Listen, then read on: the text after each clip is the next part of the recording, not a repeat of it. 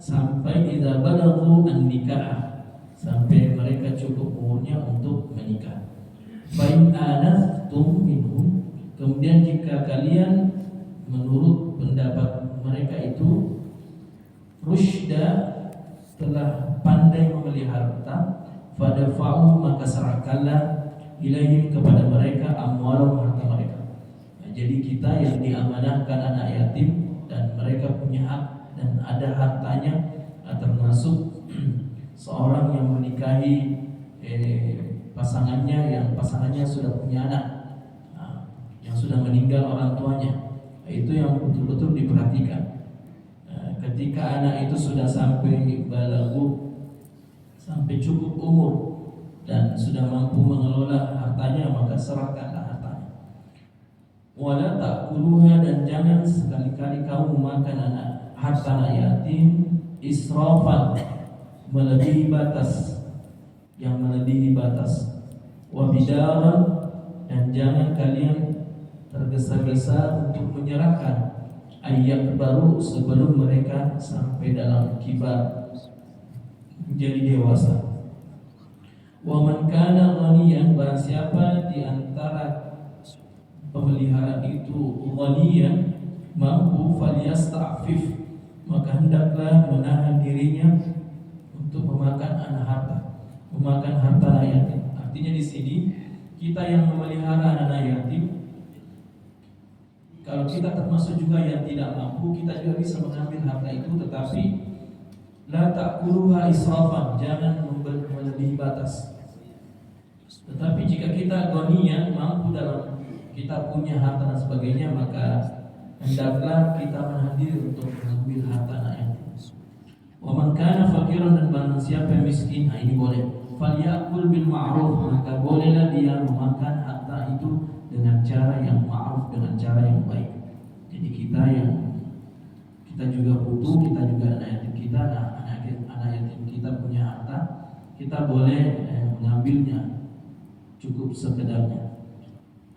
Fa idza dafa'tum, kemudian apabila dafa'tum, kalian menyerahkan ilaihim, kepada mereka, amwalum, hartanya, fa'ashhidu alaihim, maka hendaklah ada syahid, ada saksi.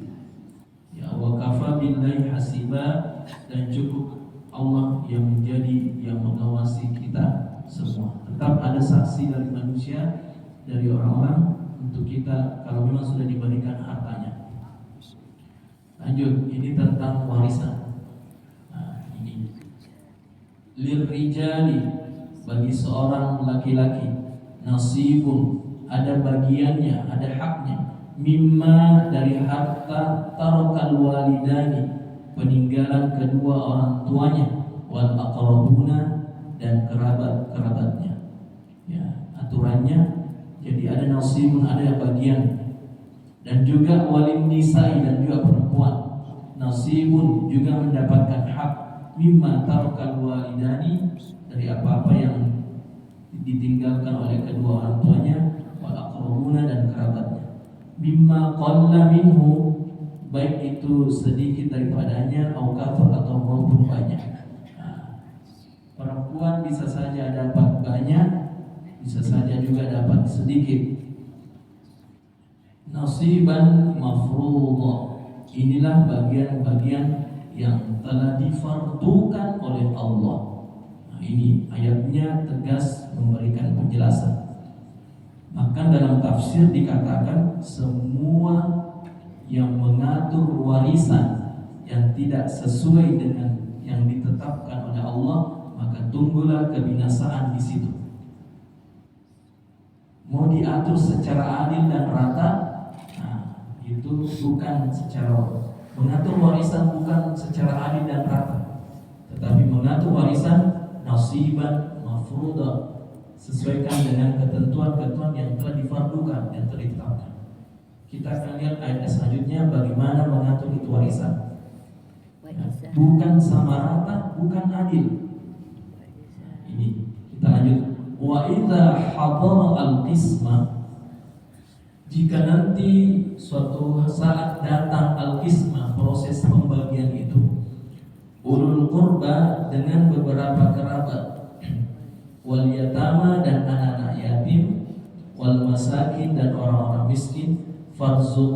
maka berikanlah kepada mereka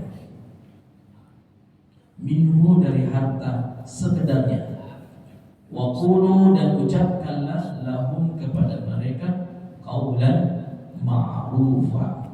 Ya, ini masih perkataan qaulan ma'rufa, perkataan yang baik.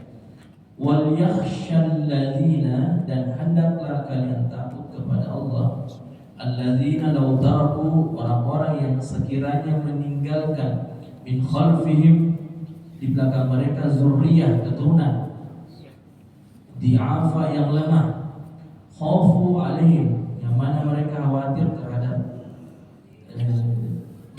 terhadap kehidupannya, falyattaqullah, dan hendaklah mereka bertakwa kepada Allah, wal yaqulu, dan hendaklah mereka berbicara qaulan sadidan, perkataan yang sadidan, yang benar, tegas. Nah, ini sudah tadi qaulan ma'rufa, perkataan benar. Qaulan sadida sudah perkataan yang tegas. Ini kekhawatiran keluarga biasanya seperti ini. Apa nanti kodoh namakan anak-anakku, apa nanti namakan keluargaku kalau sepeninggalku begini. Allah perintahkan falyattaqullah, berserahlah sepenuhnya kepada Allah, dan tegaslah kepada anak-anakmu bahwasanya kehidupan ini diatur oleh Allah. Datanglah kepadanya, berusaha berikhtiar. Harta itu bukan datang dari bapak, dari ibu, tetapi memang Allah yang berikan. Dengan kita berusaha mendekatkan diri kepada Allah. Ini pertama. Selanjutnya, innal ladzina, sesungguhnya orang-orang yang ya'kuluna amwal yatama, ini kembali disampaikan, orang-orang yang memakan harta anak yatim zulman, secara zalim, innama ya'kuluna fi butunihim nar. Allah sudah tegaskan, seperti orang-orang yang memakan, memasukkan dalam perutnya api neraka. Wa sayaslawna sa'ira, dan mereka akan masuk sa'ir. Ini salah satu nama neraka, neraka sa'ir, neraka yang apinya itu menyala-nyala. Ya. Yusikumullah, Allah mensyariatkan kepada kalian fi auladikum, tentang pembagian harta warisan kepada anak kalian. Ini Allah sudah mewasiatkan.